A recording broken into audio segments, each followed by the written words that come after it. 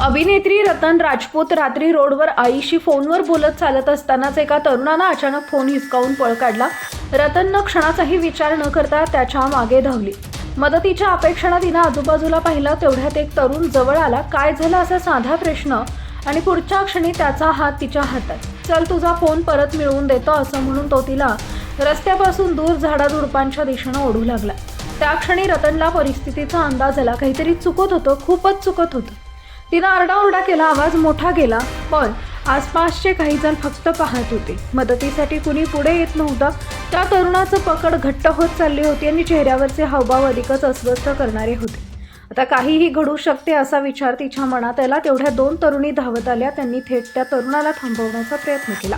तिला सोड असं त्यांनी ठामपणे सांगितलं, पण तो ऐकायला तयार नव्हता। ती माझी आहे असं म्हणून तो अजूनही रतनला ओढत राहिला। परिस्थिती ताणली गेली होती।